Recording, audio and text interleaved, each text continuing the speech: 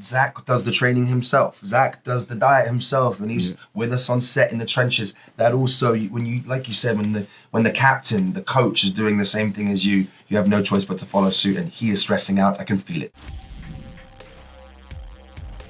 Yo, Rebel Moon is finally here. I'm here for it. Fantastic job, gentlemen. Thank you. I loved it. Staz, first question for you. Yes. When we meet Tarek, he is working for a rancher who has kind of enslaved him. Tell us a little bit about Tarek's past and how the situation, or how he landed in that situation, and his special connection with the animals. Without giving too much away, Tarek has had to sadly flee his world. And he's kind of been floating aimlessly through the void of space, literally and metaphorically, for probably a good decade when we find him. Many seasons, as they call it. When we find him in Nowadi, which is actually directly behind you right now, yes, he is all indebted, enslaved to an extent. What I will say about the man is if he wanted to break free of those chains, he could. He's there at his own volition because he holds himself to a form of conduct, and sometimes when we lose everything, we don't quite lose the core ethos of what we are, and he holds himself in a certain level of nobility despite his tattered kind of get-up. His connection to animals comes again, I won't say too much from his home planet. He comes from a planet that is very kind of works and lives quite symbiotically with the earth and the world around it. Not a la Avatar. It's more. There's more infrastructure. It's less wild and natural than that. But there's this kind of sensitivity to the earth, sensitivity to animals, which I think is somewhat a theme of this movie in many ways. Absolutely. Now, Djimon, Titus is a legendary commander who was a general who turned on the mother world. What did you connect with Titus? And can you talk about working with Zack to craft the character? Well, first of all, I think undoubtedly had to be the story, the way how he came up with this epic story that seemed to mimic so much our reality. Sure. That is one. I have also met the man, when he was in film school, and not knowing, in the middle of talking to him about Rebel Moon, he announces, well, it's great to, to see you again. It will be great to see you again and to work together again. I'm like, wait a second, and so that's when he begins to explain me how we've met and worked together, and again, just that was just unbelievable to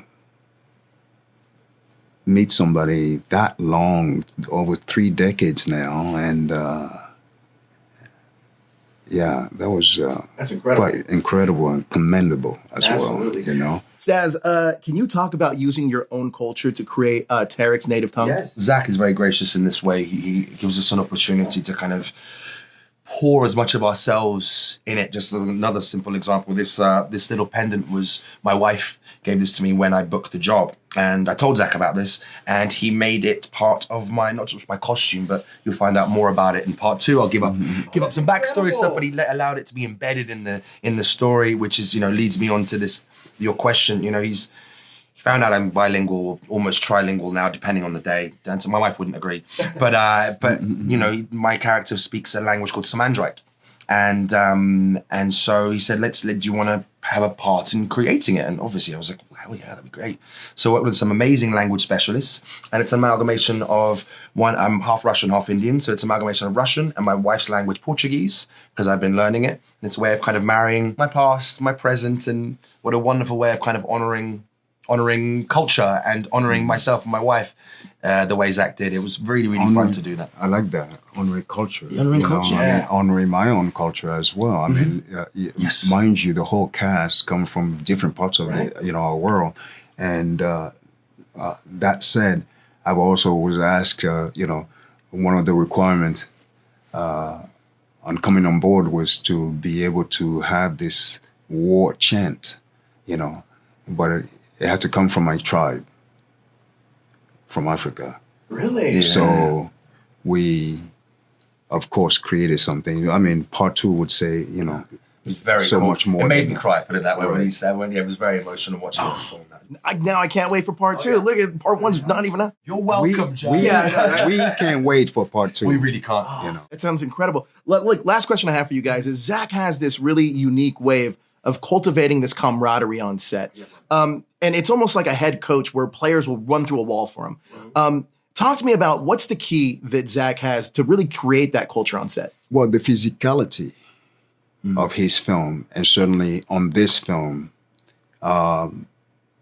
didn't occur to me that it came with a level of military training, Intensity, right? yeah, the intensity. And that in itself brought everybody together, Really including one of the rebel who did not want to come to the gym. Yeah, Charlie, right? So, yeah.